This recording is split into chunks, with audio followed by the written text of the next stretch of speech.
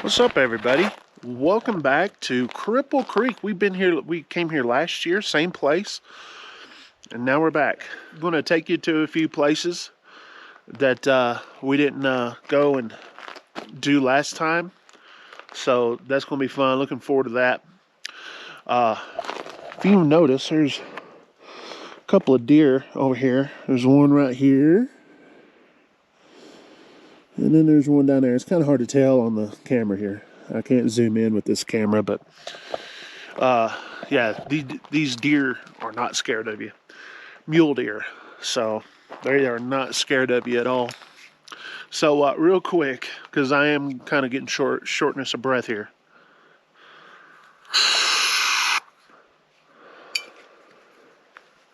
Much better.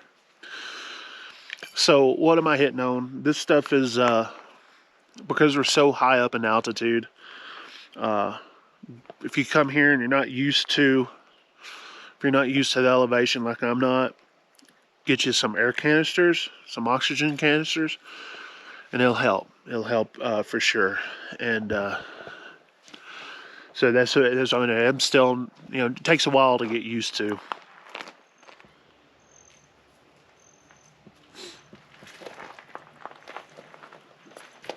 Just sitting here watching you. Just sitting here watching you. Taking a picture of you.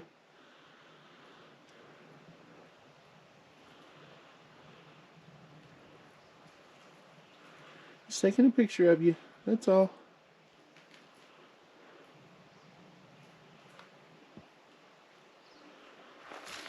Oh, I'm gonna leave you alone. Alright, I'm gonna leave you alone.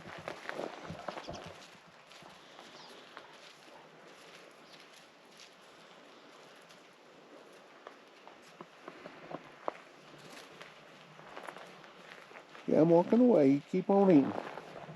Keep on eating.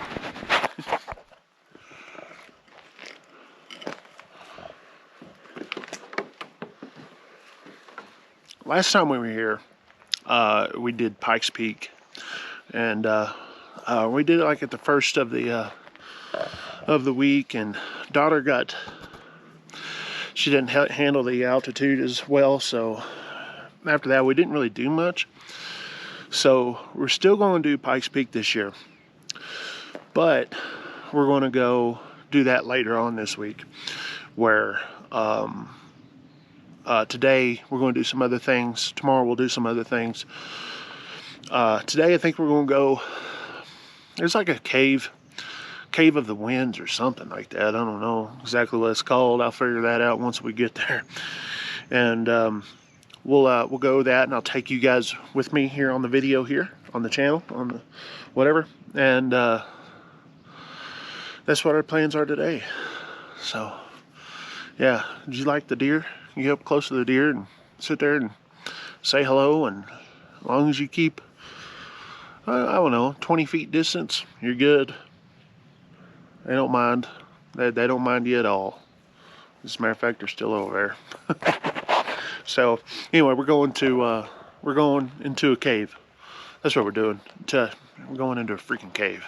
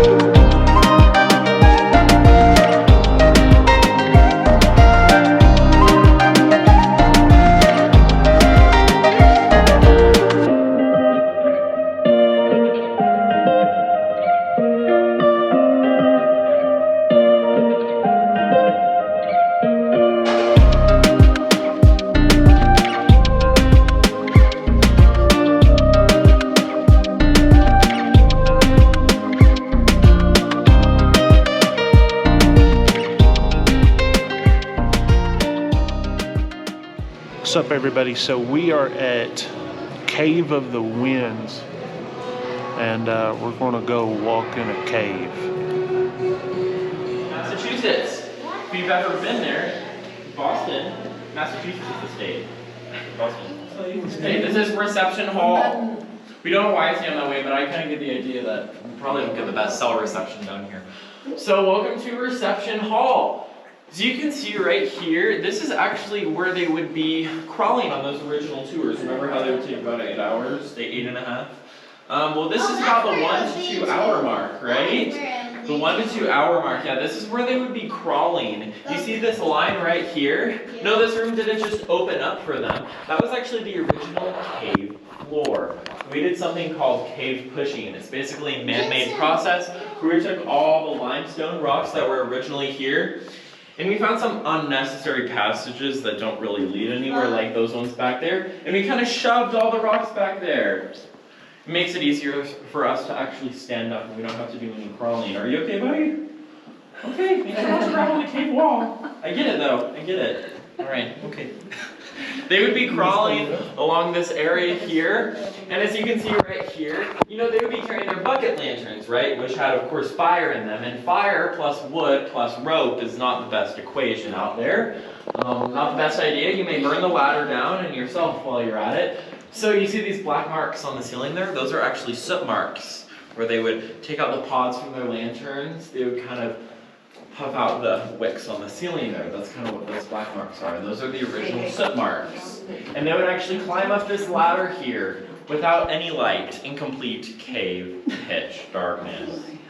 Does that sound fun? Yeah. Kinda? Yeah. We'll see. Still trying to phone home.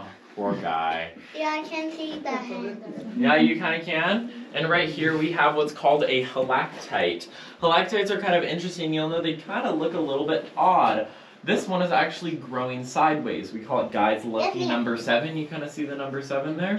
This one's growing sideways, and we do have a few theories of why, but our main theory is that wind most likely got into the cave system and knocked those water droplets to the side. They flew off horizontally, but they left some of the sediment on the side. That limestone started to building up, and that's why it started to grow horizontally. The wind got cut off, and then it started to grow down once again. It takes a long time for those guys to form, but they're pretty rare to find, halactites.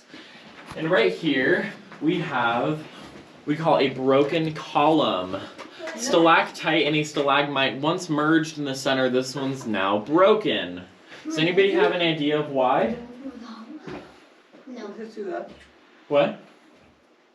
We think it's probably an earthquake, prehistoric times. Tectonic plates shifting. You see, if you look through this room, the floor and the ceiling are completely offset by just a few inches. This one right here, they will never cross paths ever again. We have Romeo and Juliet.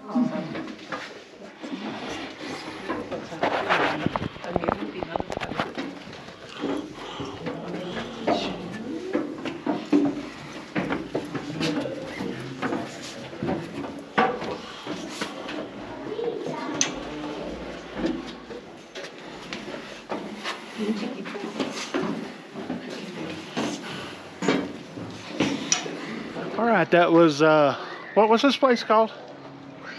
Cave of the Winds. And hopefully this turned out good. I turned the frame rate all the way down. So, but anyway, thanks for watching. And more to come from Colorado.